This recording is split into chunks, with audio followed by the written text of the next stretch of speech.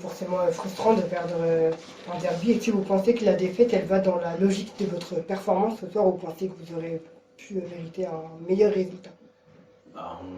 Clairement, on mérite notre défaite. Vitrel était meilleur que nous, comme au match aller.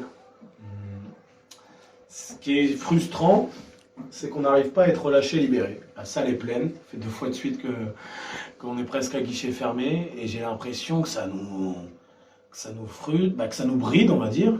Et du coup, on joue à contre-temps, on fait les mauvais choix, on n'a pas de rythme sur les tirs. On l'a eu par séquence. Et puis après, on a un effectif aussi un peu court. Et quand tu as des joueurs majeurs qui sont à l'envers, c'est compliqué de gagner. Quand tu as Warren Racine qui est en difficulté, Nkoma, j'en parle même pas, fait son match catastrophique, son pire match depuis le début de saison. Alors heureusement, tu as Morgan qui fait son meilleur match ce soir, mais on peut pas descendre à des niveaux aussi bas. Et surtout, ce qui est chiant, c'est que on peut pas plonger mentalement comme on a plongé encore une fois.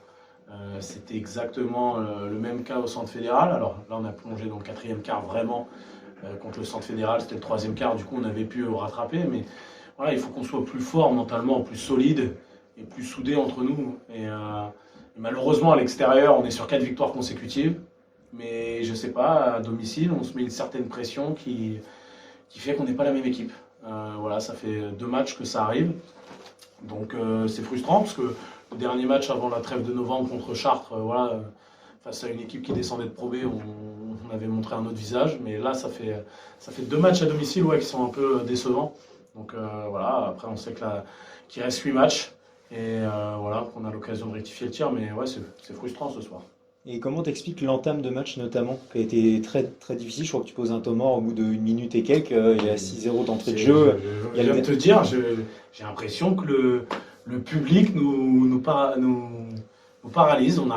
Je sais pas, moi l'ambiance, ça doit nous galvaniser.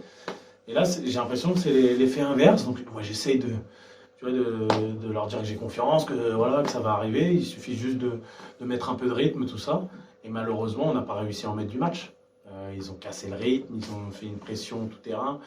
Et ce qui est symptomatique des équipes qui sont un peu psychologiquement atteintes, c'est les balles perdues sur montée de balle. Je me rappelle l'année où on avait Brian Pogba, la 2e année de Brian Pogba, on en perdait 1 ou 2 par match. Parce que mentalement, tu es un peu moins bien, tu fais moins les efforts de démarquage.